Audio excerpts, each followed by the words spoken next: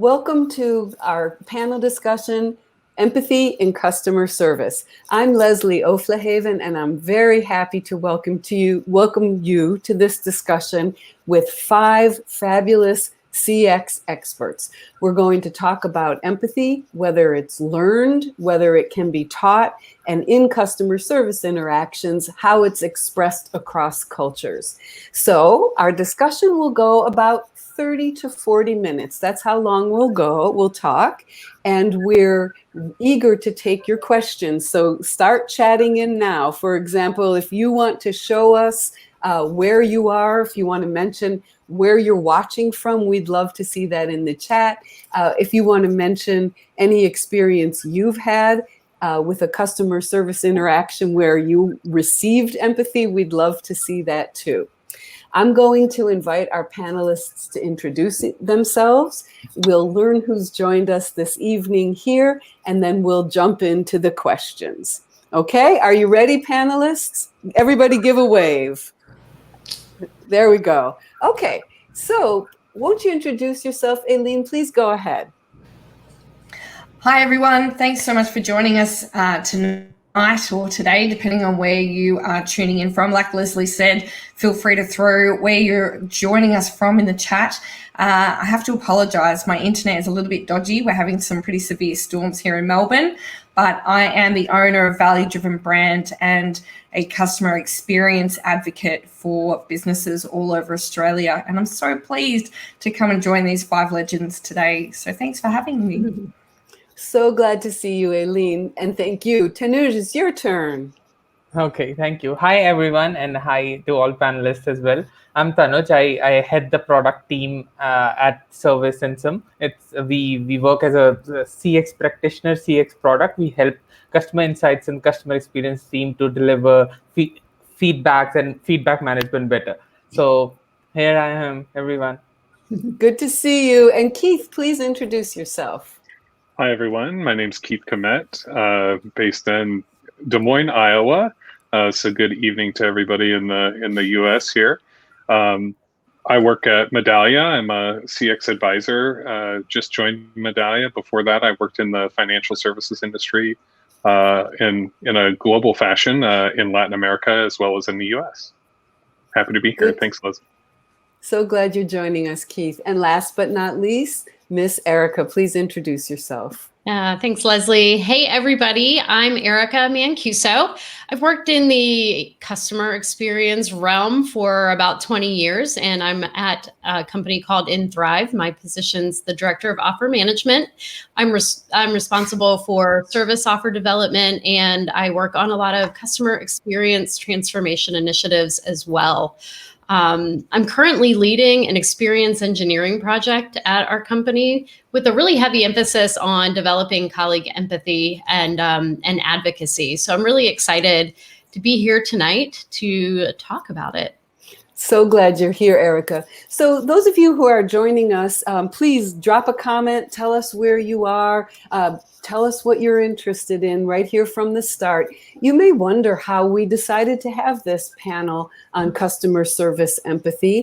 And I think I know it came out of a great conversation on Twitter hosted by Jeremy Watkin with the CX question of the day. And the 5 of us really engaged on this topic of empathy. In my work, I'll introduce myself. I'm Leslie O'Flahaven. My company's called eWrite.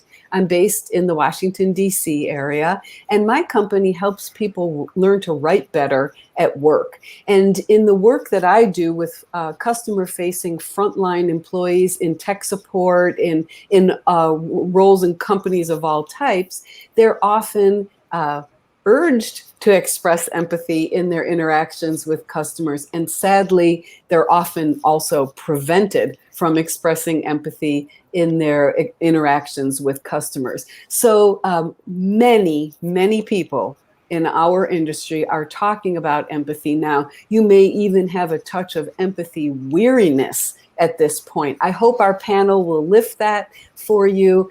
We intend to have a specific and a practical discussion today, and we're eager for you to join in. So I'm still watching those comments. Let us know where you're dialing in from. So our first question, we're going to kick it off today with question number 1. Can empathy be taught? Are we born with it or is it learned? Now, of course, our panel is about empathy in customer service. So we'll keep our answers connected. Can empathy be taught? And can people who need this skill to deliver excellent customer service, can they be taught this skill? So let's kick it off. We'll have Aileen and Erica answer this question. Aileen first, followed by Erica. Go right ahead, Aileen. What do you think?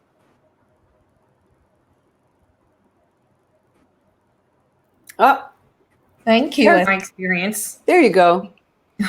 Really?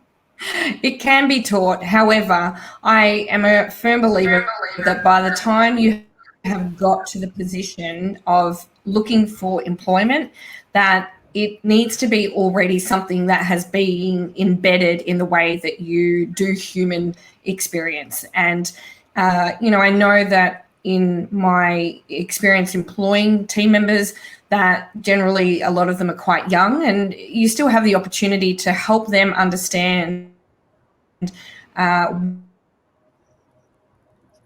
is and they're being empathetic. But when you explain to them, hey, do you feel like this because of X, Y, Z? And they say, yes, you can say, okay, well, that's empathy. And they start to consciously understand, oh, I'm being empathetic. And they then, like anything, like a muscle, they develop that empathetic skill set. So yeah, I believe you can teach it. Yeah, that's a wonderful way you started off your answer. You said it can be taught, but by the time a person is looking for a job, we're getting later into the period, it can be taught. What do you think, Erica? Yeah, I completely agree with Aileen. And I look at it like this. We're all, using the muscle analogy, right? We're all born with some capability to develop muscles when we're born, right? It's just easier for some to build muscles because maybe they're more genetically inclined, or maybe they've been in the right environment where, they have access to healthy food and, weights at the gym, right? So it's kind of, empathy is something that can be taught and nurtured in time. If you go to the gym and you want to build muscle, you start lifting weights, you do the nutrition thing, right? It doesn't just happen. I think empathy is a lot like that. We're all born with the capacity and the capability to build empathy and develop that skill set. But it takes some work, right? It takes being in the right development. It takes some coaching along the way to help build that skill. So and also I want to point out, I don't think it's a box that you can check. It's not that you either have empathy or you don't. I think it's a scale, and there's a lot of different places where you might fall on that scale in terms of empathy. And I think it's something that we're always, everybody, no matter how good you are at it right now, I think it's always something we can continue to develop and get better at. All right, that's some really useful comments for our discussion. I want to offer this question to everyone who's joined us. Do you think empathy can be taught? Are we born with it or is it learned? You can contribute in the chat. We're really eager to know what you're thinking. So, gents, I'm trying to drive some controversy here. Does anyone want to say, no, empathy cannot be taught? You may be able to deepen it or stretch it, but if you don't have it, you cannot develop it in the workplace. Does anybody want to go in that direction? Tanuj or Keith? No. Definitely. Yeah, I think it definitely can be taught. I will just add, I think there is a lot of connection to curiosity. So as we age, so if you think about developmental children, their curiosity is endless, right? They're curious about everything, and I think empathy is tied to that. And then as we age, we start to care and choose what we care about more and more. So we sometimes just lose that curiosity to care about other people, and I think it's around curiosity. It's about trying to really hone that in and say curiosity could be the thing that you really need to explore in order to tap into the empathy. How interesting. Is a person curious? And if so, is a frontline customer service agent curious? And if so, you're suggesting they're likely to be empathetic, or their capacity more for empathetic. empathy. That's very interesting. Go ahead, Tanuj. Yeah, so I would add one more thing. I think I loved what Keith said about the curiosity, and what Erica also mentioned about the building a muscle. It's like a muscle. So the muscle, for me, the empathy, I would say, is when you want to learn it, it starts with self-awareness. That, okay, I actually want to learn. So whenever you want to do something like go to a gym, you want to say, okay, I want to lose weight, or I want to get some muscles, right? So the first thing is starts with self-awareness. And self-awareness means identifying your emotions, because empathy is about understanding emotions of other people, right? But if you don't understand your own emotion, then how you're going to understand some other person's emotion?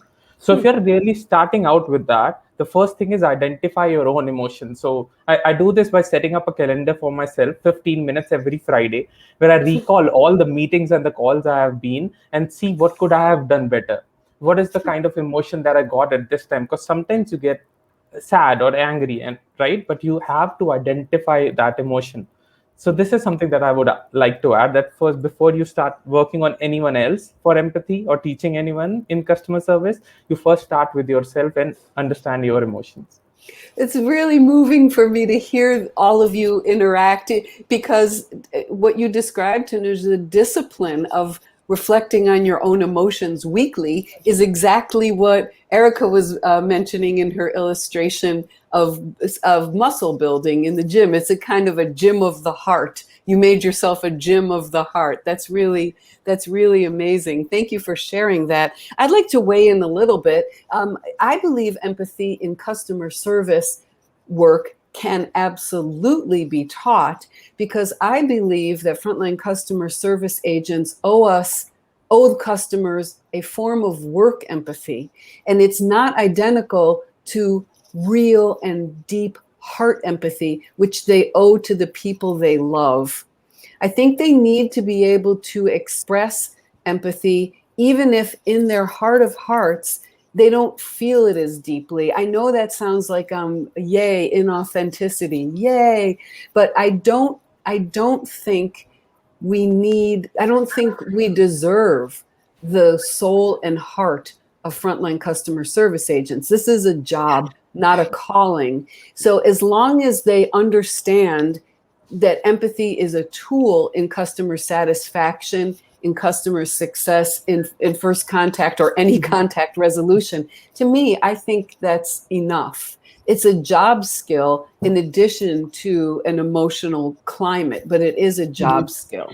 Yeah, Leslie, can I add to that a little bit? Sure. I look at it, it's a power skill. And I think, when we start talking about being on the front lines of customer service, right? It's the best tool you have to absorb the tension that you might encounter in your role. So, maybe if we approach it like that, right? You don't have to be, this person whose heart and soul is into this customer service job. But if you understand that being empathetic, showing customer empathy is a power skill, and it will help you, really diffuse some potentially difficult situations.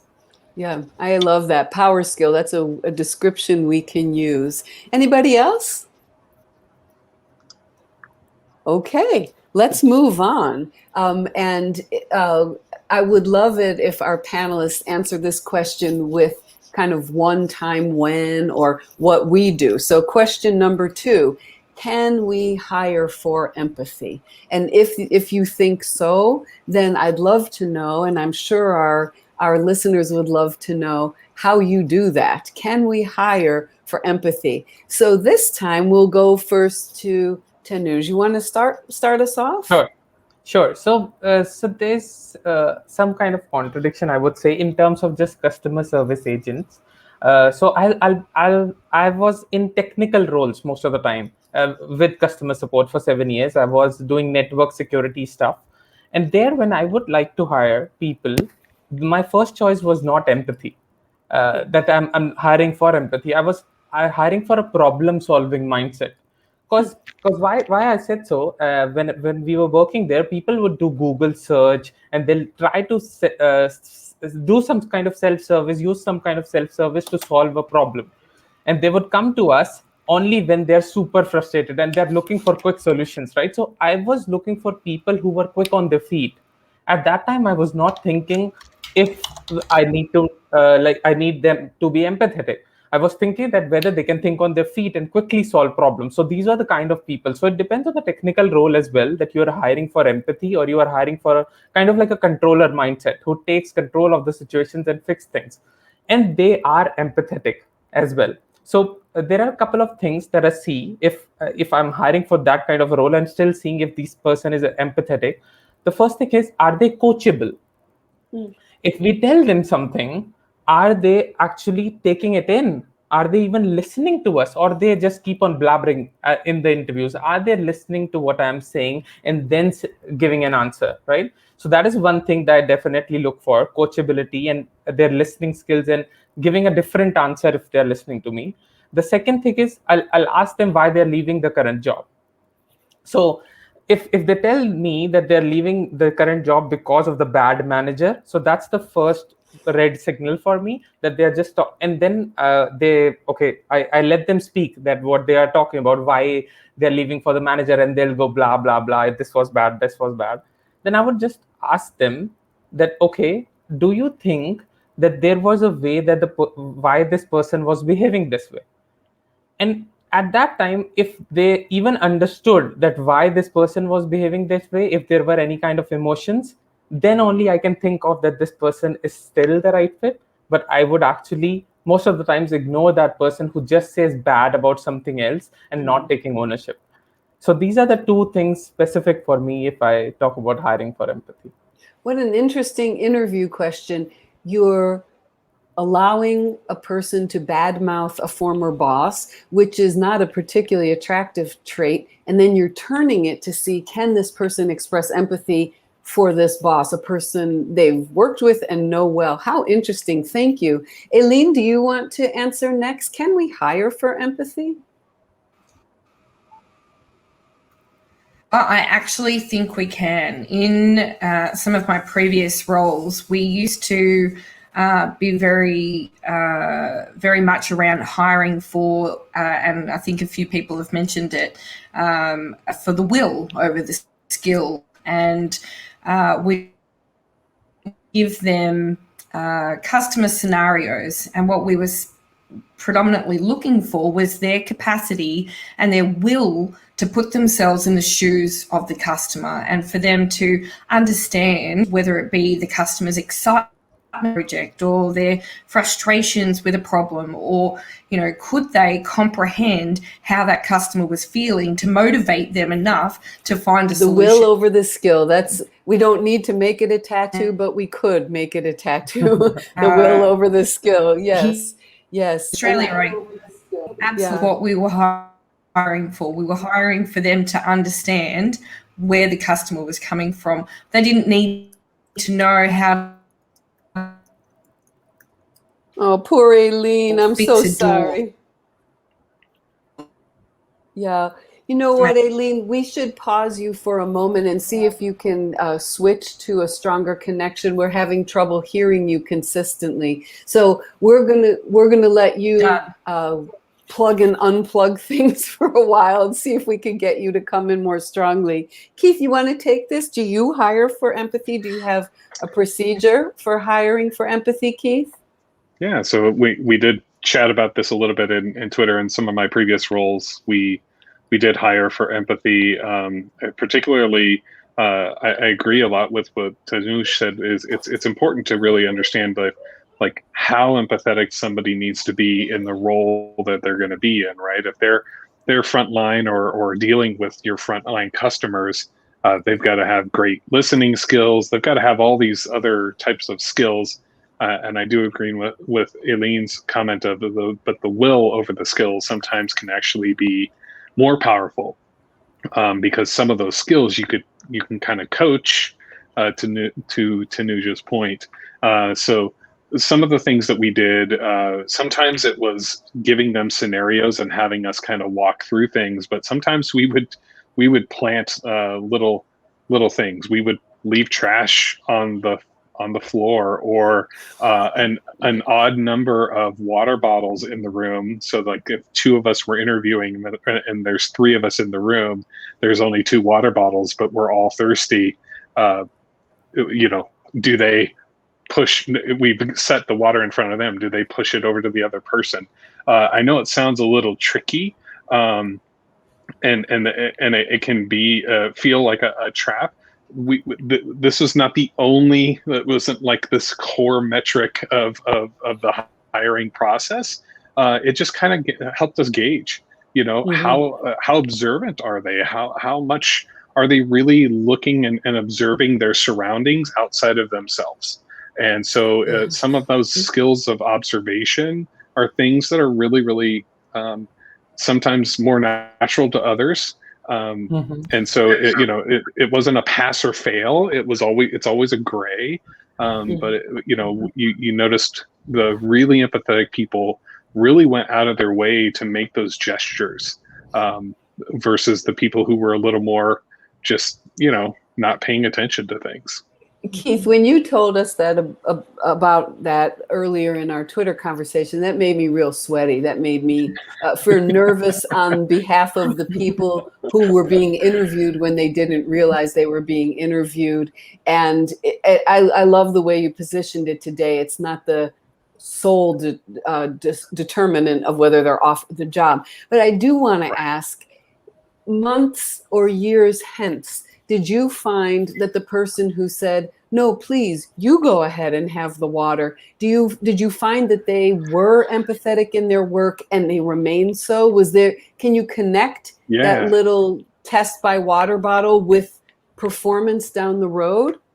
Yeah, we noticed the people. So I'll give you kind of a concrete example. We hired one person who had literally written a book on a subject matter, and we thought they are going to be the best developer, like the best person. And we actually thought, this could be leader material, somebody who's really going to rally the team and like energize it. And then we had hired somebody a little more junior in both tests. The person who we hired both people, right? But the person who wrote the book drank the water in front of us like no other. And the other person, no, they offered the water back. Within 6 months, the person who wrote the book was clearly not going to be a team lead and was a lone wolf, wasn't that team player, just didn't really perceive the needs of the rest of the team. The other person, maybe it was because they're junior, there's lots of factors here, but the other person ended up kind of being the biggest cheerleader, and people really gravitated. There was always favorable comments. So it was kind of this is where, to Aileen's point earlier, we hired the skill over the will, and then we also got to see how that kind of backfired a little bit. Well, I'm less sweaty, a little bit more comfortable, not 100%. We have a question from Gregory. Gregory's asking, do you feel like their behavior would be impacted by being in a high stress environment though? So, how reliable is that kind of measure of behavior, the politeness, wadding up the Kleenex and actually putting it in the trash instead of leaving it on the table? What do you say for Gregory? It's a great question. I mean, sometimes you just never know how. I mean, we also threw scenarios out and we asked how, like, their reactions and things. So there was, again, lots of factors when you're considering hiring that you have to take into consideration. So it's hard to say that because this person drank the water, they weren't a good fit for the team. Like that. I'm not trying to correlate that. It's a little subjective, a lot subjective, I should say. But in that high stress environment, the funny part is in front of the client, the person who wrote the book showed that confidence, showed that professionalism like no other. But in their day to day, they didn't. They weren't able to do that for the rest of the team. From things I've read, it's kind of like bullies can be taught manners, so they're nice to adults, but they're still bullies on the playground, right? So it kind of in that context. Hopefully, Gregory, that helps kind of answer that. Indeed. Well, we are so happy to see your smiling face, Aileen. Thank you for troubleshooting until you came back. I'm going to give Erica a moment if she wants to weigh in. And then everyone who's joining us, I'd love it if you would answer the same question. In your opinion, can we hire for empathy? So Erica, can we hire for empathy? Do you have experience where you say yes? Yes, I definitely think we can hire for empathy. A lot of the techniques and tactics of screening for that have already been thrown out there. I would completely agree with. I love kind of the STAR interviewing framework where you ask them to maybe describe a time when they had to deliver difficult news to a client. How did they go about that? Tell us the situation, what steps you took, and what was that result, right? The only other thing I would add that might be a little different is just, and I'm sure we're all doing this, but how does that candidate interact with everybody else in your office that they come into contact with? I think that might give you a little bit of a glimpse into, what's their personality like? Do they have a little bit of empathy? If they come in and are just rude to the person at the front desk, I mean, I kind of question their ability to be empathetic. But if they're, friendly and can carry on a conversation and maybe ask some questions of that person too, like, hey, how's your day going? That might give us a little bit of a preview as well. All right, great to know. And anyone who's watching us, do you want to answer? We're looking for your comments. Do you think we can hire for empathy? If you want to answer also whether you have ever been screened for empathy as part of the hiring process, we'd love to know. Or just like the Tootsie Pop commercial, you may never know if you were screened that way. Right. Keith, you seem so sneaky. I don't know what Tootsie Pop is. Yeah, it is a candy here in the U.S. So it's a good call out. That's kind of the why, right? It's a sucker or a hard candy on a stick. And there was a commercial here in the 70s that talked about how many licks does it take to get to the center. And nobody ever knows because they end up just biting the whole thing off and eating it. Wait, and we're going to leave that there because now we have employees biting other employees. It's getting confusing, right? Kelly says, yes, she believes we can hire for empathy, and it's important to ask for examples and to see how they carry themselves. So I think that's a referendum. Everyone on our panel has said yes. Now, I'm so proud to have assembled such a great panel. Here we are, 5 smiling faces on one little screen, but we're sitting very, very far away from each other, thousands and tens of thousands of miles. And we have people with lots of experience with this question. So let's move on to question 3. And I'm definitely going to hand to our soldier, Aileen, who has wrestled her internet into shape. So, and then we'll hear from... Here's hoping, right? Fingers crossed. We're going to hear from Aileen and then Keith this time. How different are expressions of empathy in different cultures? And if you want to share an example or two, we'd love to hear. Aileen? I had to think about this because inherently it leads you into the potential for someone getting a little bit offended or hurt when you start talking about the level of empathy shown between cultures and countries and whatnot. But I do find that different countries have different levels of empathy. And, so my partner, for example, is Dutch and grew up in Holland. And the things that I would potentially think would deserve an empathetic response, he's very stoic about. And sometimes I thought, is it because he's a man? And, maybe I'm a bit of a sucker for other people's situations. But I thought about it and I thought, no, that is actually, I've now met his family and other people from his country, and it's just how they are. They have empathy, but the scale, as Erica talked about, it's a scale, right? So, we're here maybe in Australia or the US, we might find something over here worthy of our empathy. In Holland, they're all the way over here. So it is such an interesting situation to face, because especially if you work in an organization which has diverse cultures, someone, you know, as you said, Keith, and I'm sorry I only caught the end of it, but it sounds like the person that you employed wasn't overtly empathetic. And part of me now wonders, in my experience, is that a cultural-based situation? Did they grow up thinking, well, this is what defines the need for empathy, versus us over here who was taught, hey, this is something you should feel empathy over? So I do find there is differences in the way we're raised and environment and whatnot, but certainly cultures play a massive part in what we put empathy into. Mm-hmm. Yes, thanks so much. I agree with you. I know very little about Dutch cultural behaviors, but I do know a little. And one of my favorite experiences was being in a restaurant, and the waitress looked at me and she said, "You will pay." It's just very dry. And I said, yes, of course, I will pay.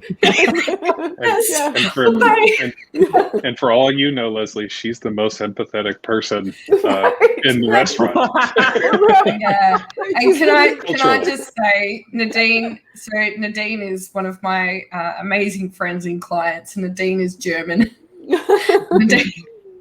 Nadine and the German and the Dutch can be very similar in their levels of empathy, or the way that, and actually it's, who just said that?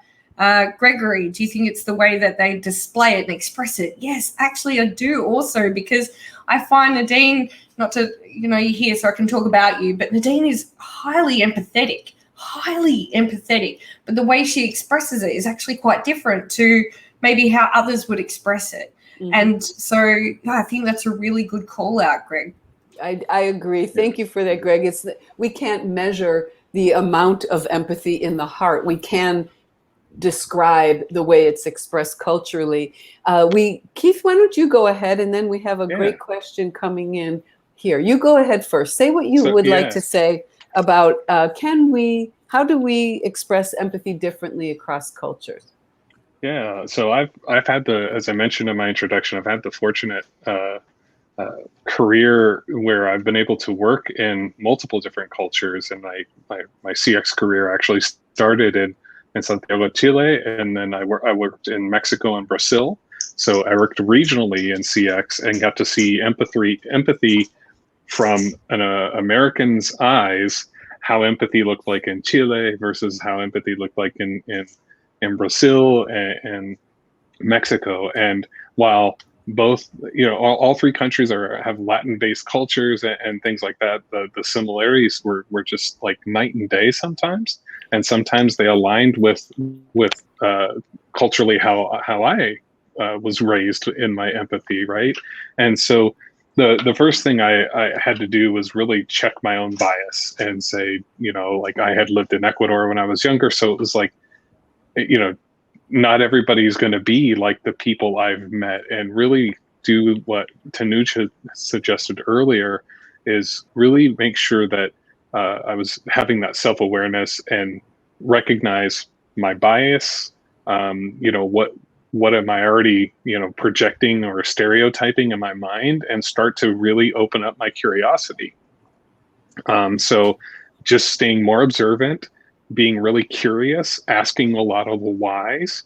I learned how important it was to not just put on somebody's shoes, but actually try to walk in them, try to really understand what it feels like to walk in the shoes, not just put them on, and stay curious. So in the cultural learnings, I learned just little subtle things, even in the Spanish language, for example, like between Mexico and Chile. Chileans have a different accent and use words in a different way than like Mexico. So one time I called a colleague, and I literally, he had done a favor for me.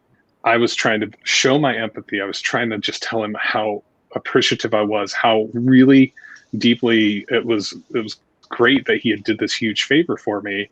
And I said the phrase "te pasaste," and then I just hung up, kind of like, but in a good way. Well, in Chile, "te pasaste" means like you went above and beyond, And in Mexico, te pasaste is always a bad thing. It means you went over the line, like you crossed a line.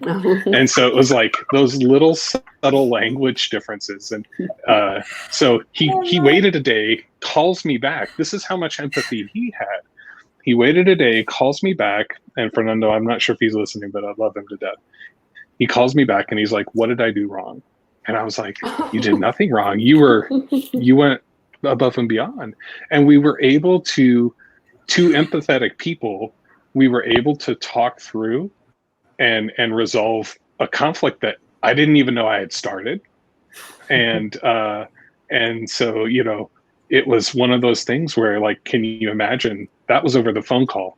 Could you imagine the next time I went to Mexico, how unwelcome I would have felt by him.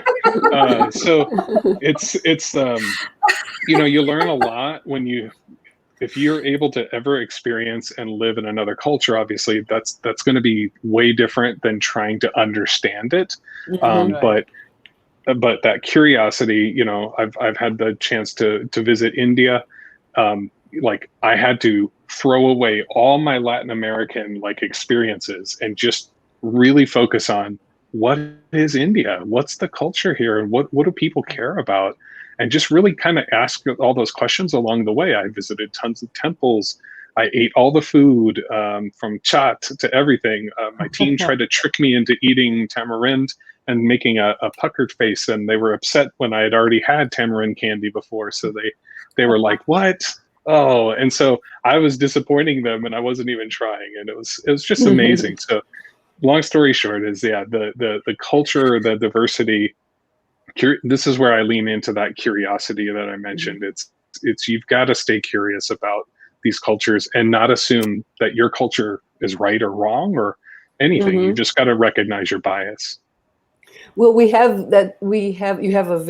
very lucky man, Keith. Your friend forgave you, and that's wonderful. Oh, yeah. We have the question we're focusing on, and one from Philip. Erica, would you like to touch on how different are expressions of empathy in different cultures? I know you have experience with this. Yeah, the only thing I was thinking about with this is, so often in our ability or in our desire to really try to, keep everything on the straight and narrow, make sure that we're giving very good service, we develop scripts and lots of protocols and things like that.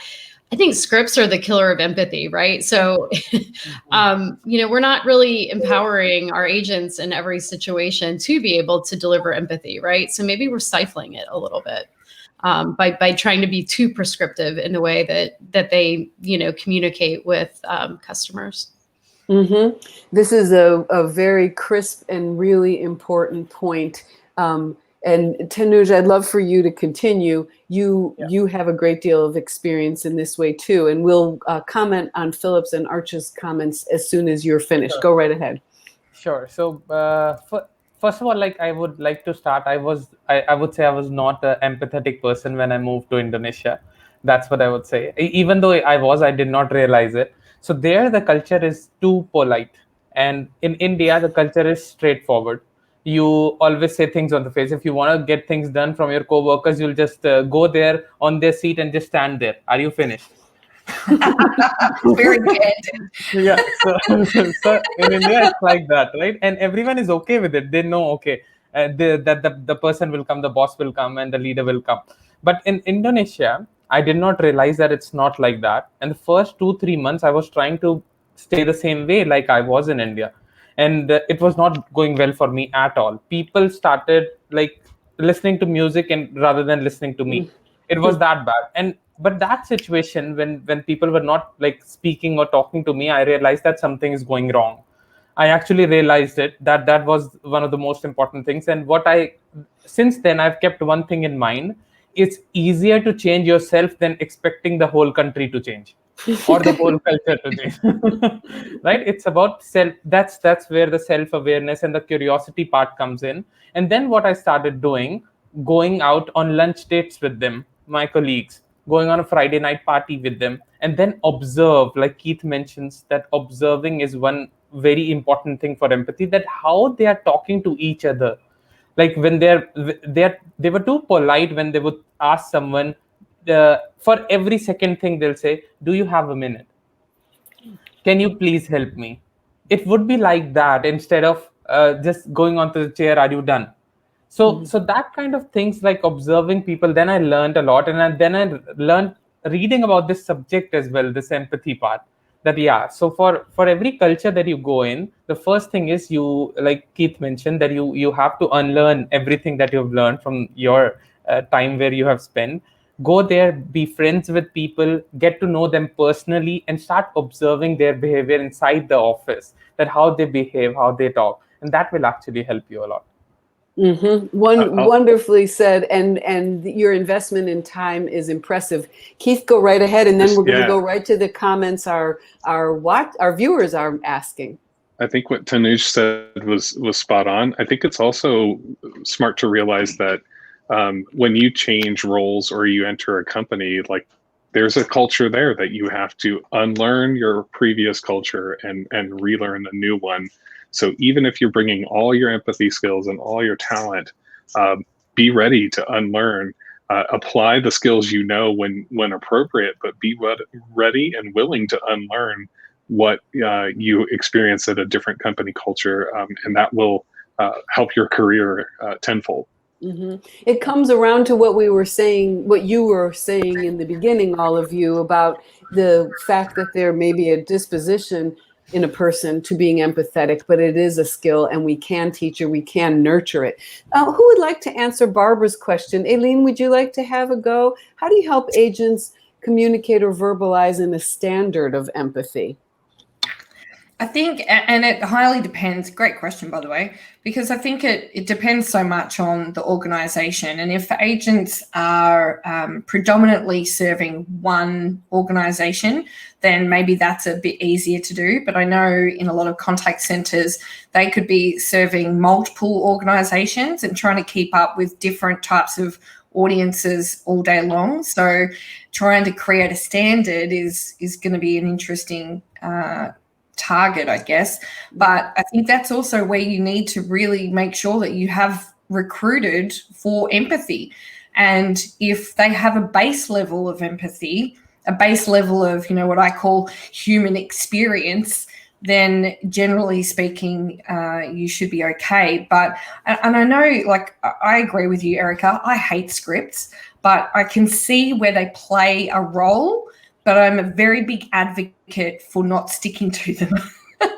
So I appreciate them, and I do encourage my clients to create them, but then also use them again as a baseline. So in helping agents communicate or verbalize that standard of empathy, I would think that script needs to have a level of genuine empathy in it that they can use as a baseline, and then put their own version of empathy on top of that again. And again, if it's genuine, if they do come from a place where they understand where that other human being is coming from, then that shouldn't be too much to ask for. I think we better candidly own, management needs to own its responsibility in destroying the capacity for empathy. I think that we do lots of things that, in Barbara's question, how are you in fact harming agents' ability to communicate empathy? For example, if you make the handle time for a phone call the most important thing you're measuring, you're not going to get empathetic behavior. If you make the fear of legal risk the most important thing you protect when you write to customers, then you are not going to be able to express empathy. If you put certain words on a forbidden words list, like we're not allowed to say, I apologize. Obviously, I know that apologizing and empathizing are different, but if you put words on this forbidden words list that we don't say that here, then you are going to stamp out empathy. If you don't give agents ample training in talking about policies, you will stamp out their empathy, because it's where the customer bangs up against the policy that empathy is most challenging to express, but most needed. So, let's be honest that we we sometimes, wring it right out of them. They had the empathy, but we were not good enough employers, and we really damaged it along the way. Whew, I got worked up. Anybody else? Yeah. I would like to answer one thing here. This script part, I think it was there when I was working with different support companies as well. The script was always there, but I think in some time we stopped following it. So that was a good part. So one thing I learned there, that one of my leaders told me that whenever you are talking to a person, so there used to be times every day when you'll be handling 5-6 customers that there will be a bad person there bad mouthing you, right? They're sad or whatever it is, and we were not able to understand this in a way. So they used to tell to me that, okay, when I used to come to them that this is something that's happening, they would first listen to me and then say, how would you rate the emotion of this person from sad to happy? And I would say at that time I think he was pretty sad. So then he would say to me, how would you handle a person who's sad? And then it started changing my mind. So I started observing that what is the emotion that the person is throwing to me when they are on the call. What are the things that they went through? And I think that little trick helped me a lot. So that's what I wanted to put in. That's a great comment. Let's take Philip's question, and then we're going to go to our fourth question, because we're running kind of long, and I want to make sure we wrap it up.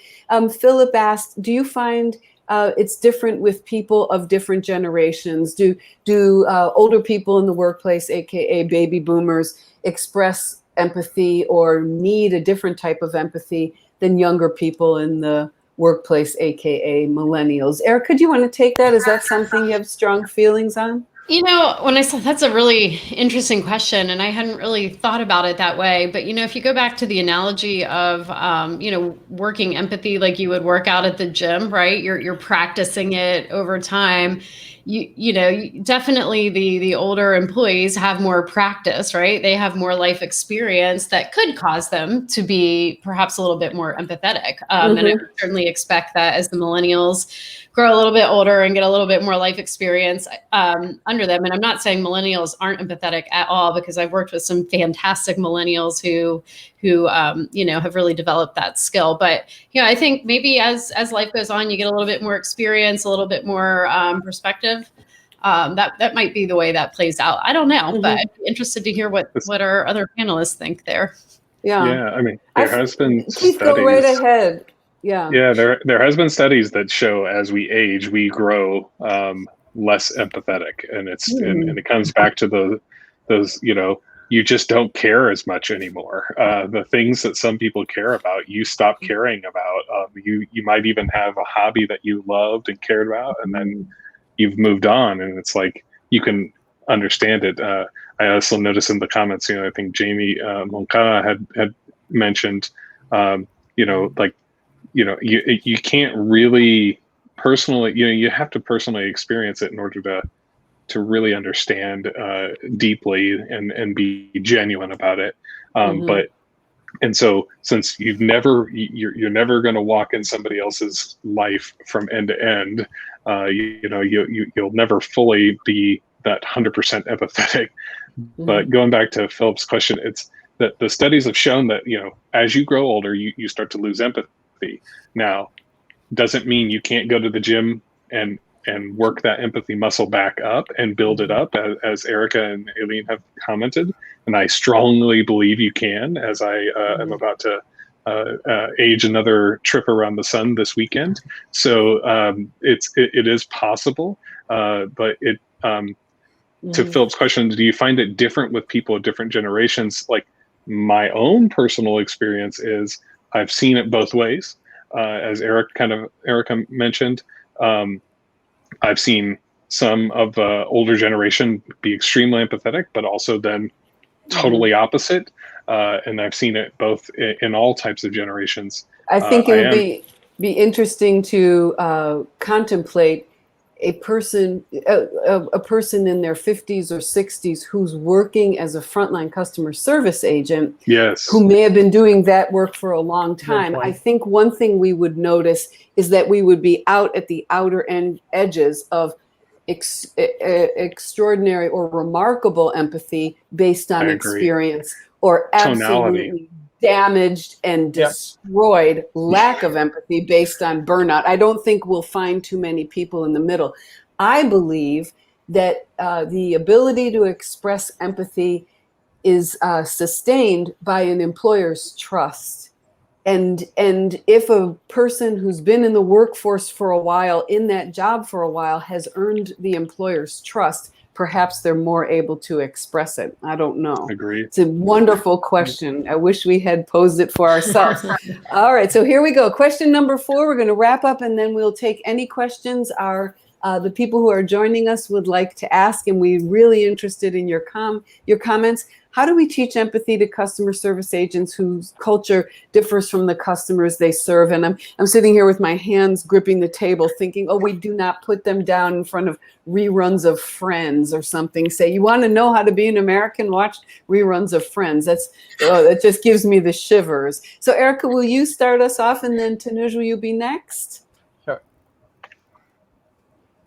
Go ahead, Erica. Sorry, I'm on mute, trying to figure out how to get off mute. I think that there's a couple different ways of doing it, right? I think a lot of it goes back to what was covered in the earlier question, is just understanding some of those cultural differences first, right?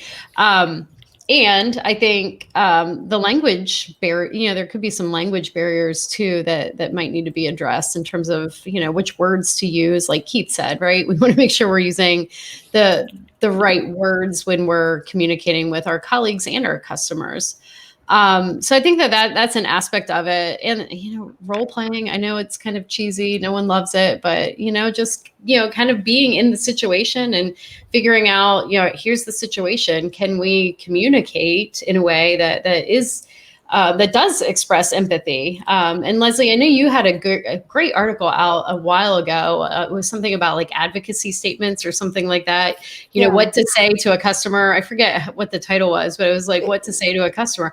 Those are great tools that you could, share with your colleagues. Here's how you can kind of align with them and show them some empathy, right off the bat, right? Like more than just a very kind of terse sounding, your issue is very important to us, right? We want them to say something to the client that makes the client feel like it's genuine. They actually are, looking at the issue. They understand the issue. They want to help the client in less of a kind of robotic kind of way. Not robotic, that's a bad word, but less of a scripted kind of way.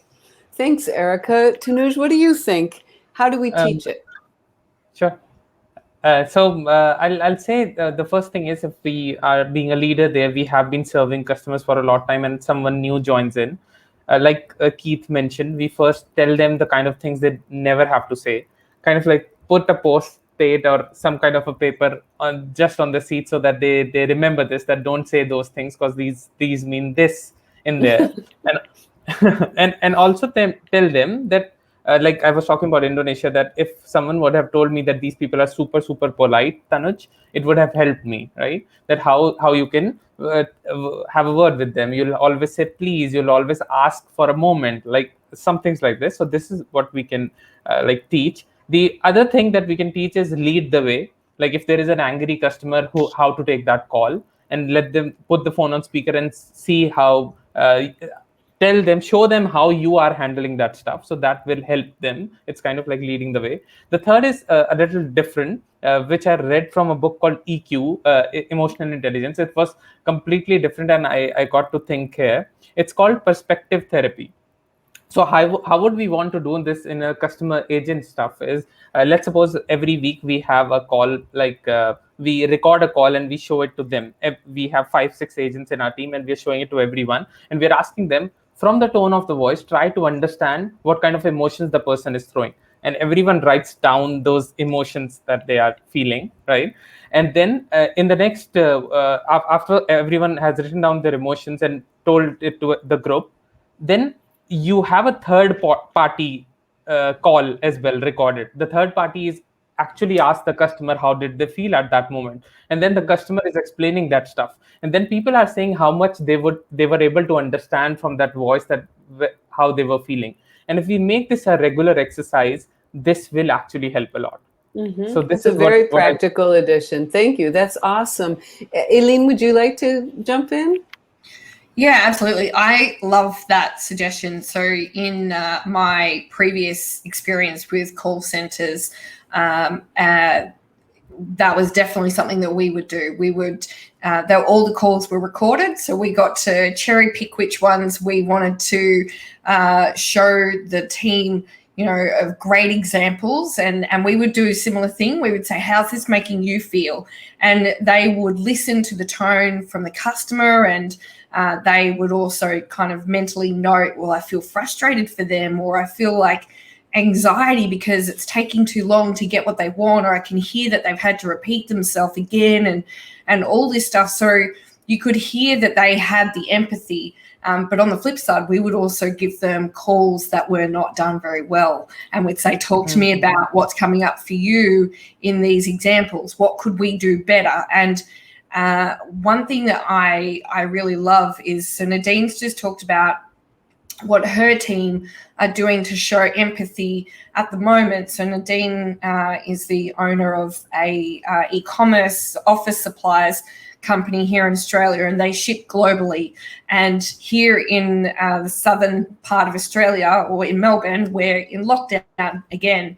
And her team, who are not in lockdown, they're up in the sunny Gold Coast, they still have got together, and they understand that their customers are in a situation. So it is not one of those times where you'd, send off a package and go, hope you have a great day. Well, no, we're not having a great day. We're locked down. Again, we're frustrated, we're upset, we're hurt, we're mad. So they've come together, and the leadership team and the team themselves have said, how can we show those people empathy? So they specifically target those people ordering from Melbourne, and they put a stay safe note, like individually written stay safe note into every package, so that the customers, when they receive it, they go, oh my God, they get it. We feel seen, and we get that they get us. So I love that type of initiative from businesses. I do too, though the example, they're not communicating across cultures. In that case, they're communicating in dire times to people who could really use a lift, even a small handwritten note. I just to wrap up our discussion here, I think this question probably deserves another panel discussion, because I live here in Washington, D.C., and I work in the U.S. all the time. But I've also worked for an airline in Abu Dhabi, and they're in their call center. They have a room where, at their headquarters building, they have a room where they host. They have a space set aside to meet with upset customers on site.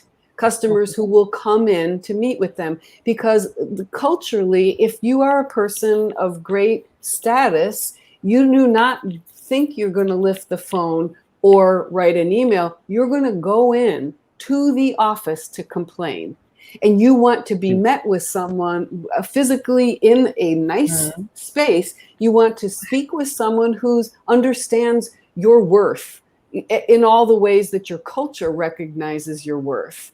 And I just think, if I were working in that call center, this 100% through and through North American person, how much training I would need my employer to provide for me so that I could carry off that interaction without making a horrible gaffe.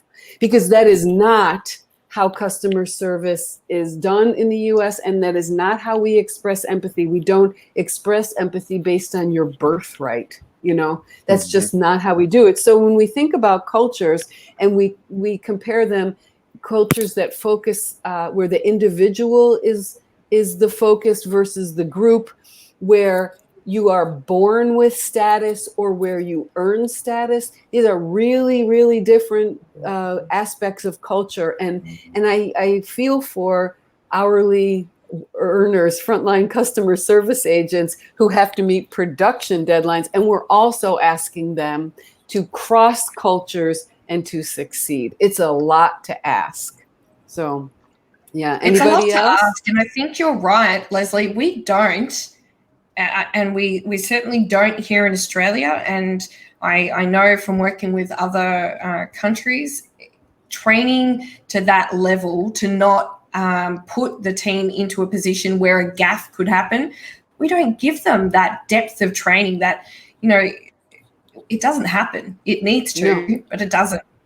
Right. And we're asking people who are relatively without power in their work to exercise great cultural subtlety. So opening up to anyone who's joined us this evening, Dave, Nadine, Arch, Jamie, Wesley, anyone who's joined us, if you have a question or a comment, we're watching those. We're going to wrap up in just a little bit. While the comments are coming in, panelists, is there anything else you want to say before we say goodbye? I'll just pile on to the comment you made to recognize anybody working in customer service and in the front line. Like, thank you for all you do. It is super appreciated, and if you should be proud of how you interact with people and show your empathy. And we're all still learning, but just keep up the good fight as well. All right, that's a very encouraging thing to leave with. Dave is asking for your study. So Keith, if you share that with me, I will share it out. Would anyone else like to say anything as we're getting ready to wrap up? I love the note thing which Aileen mentioned, the stay safe part. It's actually what I'm going to tell you. It's absolutely different, not from this, but it helps a lot. So there was a time like 1.5 months ago, my sister and her whole family, she's married, and the kids all were suffering from COVID. And we used to deliver packages to them for food, right? They could not make their own food because they were worried about their parents as well, as the parents were also staying at that time, and they didn't get COVID. So we used to deliver the food every day. And what my wife did, because my sister was like going to hospital, taking her husband, her kid, and she was doing a lot of stuff and she was tired. So when in the food packages, she made some notes. That was kind of like a surprise. That Richa, that's my sister's name, you're doing really good. I'm so proud of you. And these kind of smileys she made in just that small lunch packages that we were going, and that made my sister's day. She actually cried while seeing this. So this is like, and I feel my wife is more empathetic than me for sure, because I could never even think of doing something like this. So just a different story, but that's what I wanted to add to Aileen's. Well, anyone who wraps up a panel discussion by praising his wife, I'm here for that. So we have 2 follow-up items. Keith will share the studies that he mentioned. Patty is saying, thank you for sharing your time. Arch has asked, I'm not sure, but what are some empathetic words one can use? And Erica mentioned an article I wrote, which is titled 20 empathy phrases you can use with stressed out customers. So I'll share that. Anything else? Would anyone like to say anything? Yes, thank you, Arch. Well, I would like to say thank you to my panelists from the bottom of my heart. I appreciate you. I'm glad that we had our discussion. So we'll say good night for now. And until the next time, everyone. Bye-bye. Thank you, Philip. Bye. Thank you, Leslie, Bye-bye. for all this. Yeah. Bye-bye. Thanks, everybody.